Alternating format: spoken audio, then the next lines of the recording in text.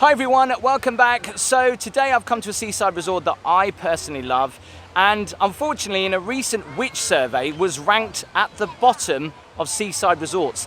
It's also quite famous for a spear that was found on the beach that is thought to be over 450,000 years old. This pier has had a lot of investment. It's got a great town and also some impressive seafront gardens. Let's go and start the tour though at the other side of the town.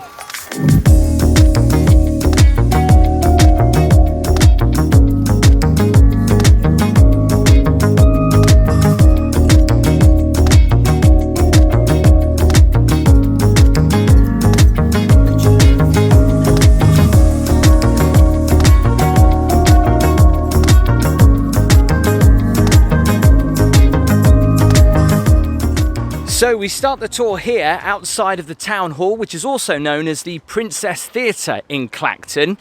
It's got lots of many uses, including obviously the town hall council and a tourist information, as well as the Princess Theatre. And there's a lot of history with this building. As you can see, the architecture is amazing. It's been here since 1894. So we leave the Princess Theatre behind and we're going to walk through the town now and down towards the seafront. It's an impressive building for a coral.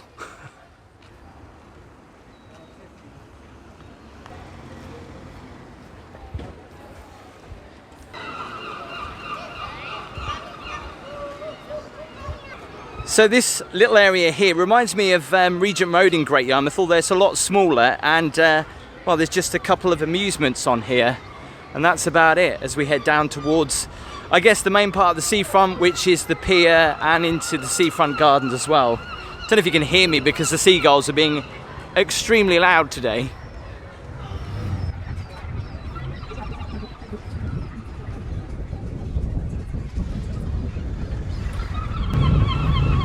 It's a great place there to go for a night out and have a drink. So if we head straight down there, that's the pier. The Seafront Gardens are over there. And I can't say I've ever seen anything like that before. I take it you got to get it in the hole. Is it easy to do? Is it? Oh. What do you win? How many goes is it? Two goes for £3, right. I love finding areas where you can go and have a sit down, a drink, and look at a sea view. Look at this. This is a great little area up here. Even though they're fake, they still look pretty good.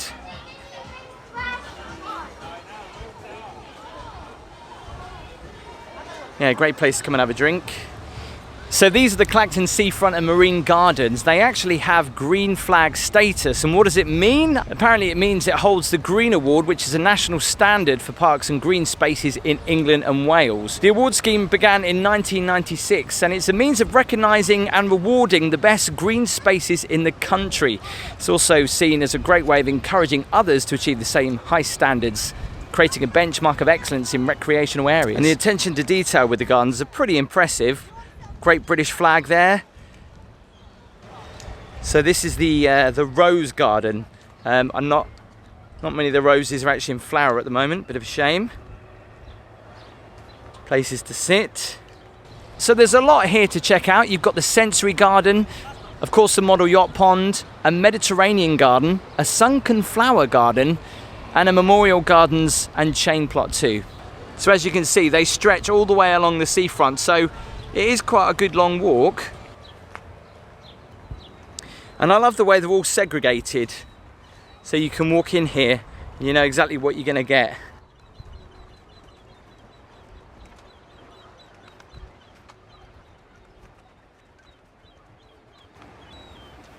Look at them.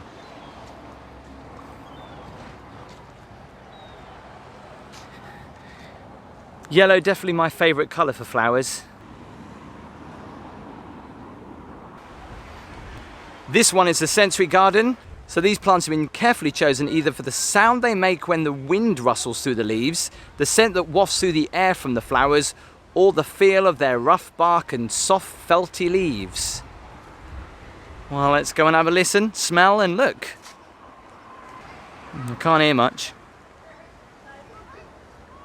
Can you? I'm trying to smell.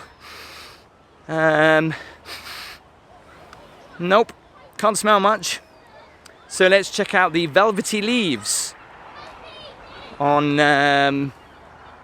this. Yeah, it's not really selling it to me, to be honest.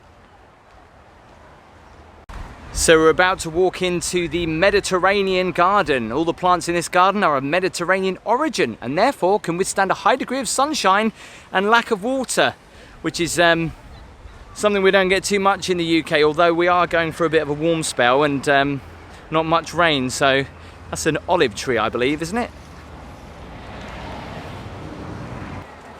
Well, I was kind of looking forward to this particular garden, but it doesn't really look like there's much here. Great little area up here.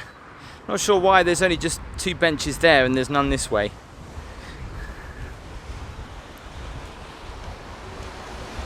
So what can you see?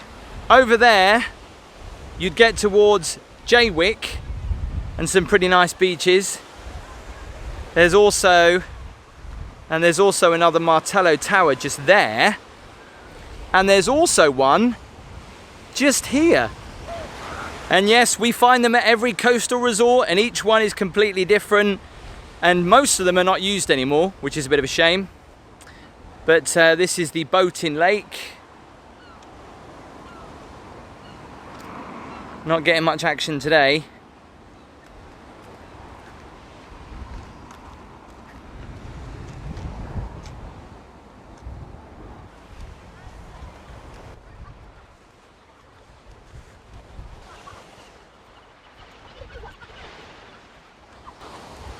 So coming down to this part of Clacton, just south of the pier, you come to a great area for water sports and probably the only Toby carvery on the beach.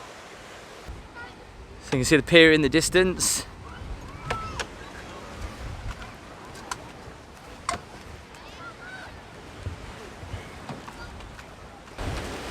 So we're coming up to an area called Martello Bay. And a unique little bit of history. This is also the place that Sir Winston Churchill had to make a forced landing in a naval seaplane back in 1914. And I'm sure someone might quote me if I'm wrong, but is this the only Toby carvery I've seen on the beach? Sunday dinner and the sea.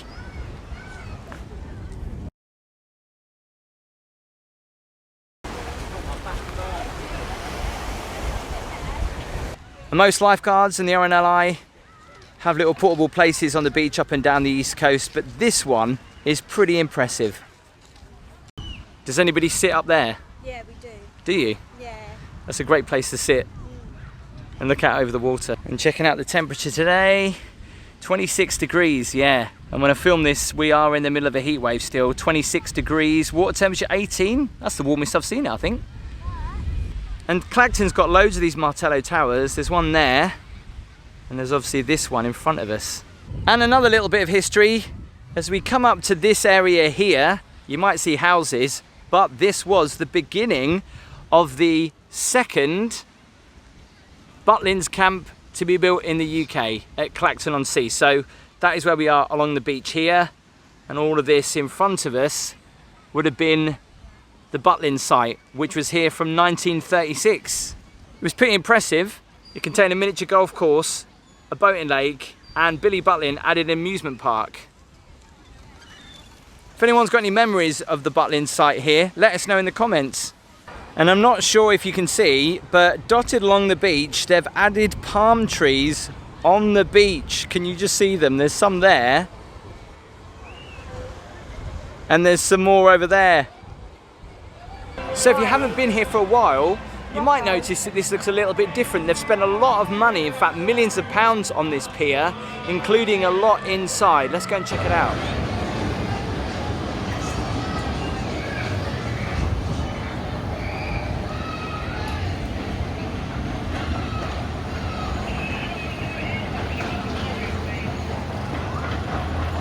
To pay for rides on here, you got to get the credits from the front. Now these look so cool. The big kid in me would love to go on one of these, especially today. So on my channel, you'll know that I love going on piers, and this is definitely one of my favourite piers. There's so much to do on here, and the fact they've actually invested millions of pounds inside as well. So even on a rainy day, you can have more fun on the pier and not just in the amusements. There's the old-fashioned helter-skelter on here, there's a log flume, and there are so many rides, even though I'm a grown adult, I would still love to go on today.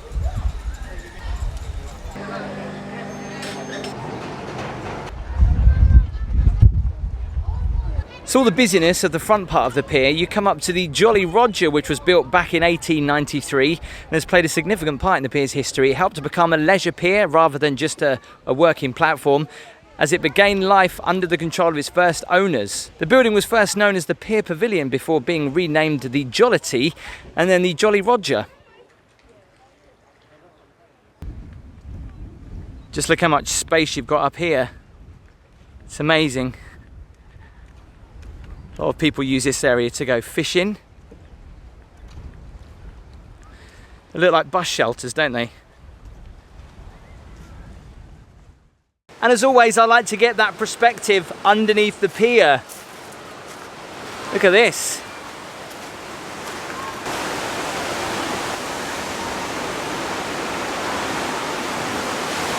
Look at that. It's actually really dark under this bit. Really dark, but really warm.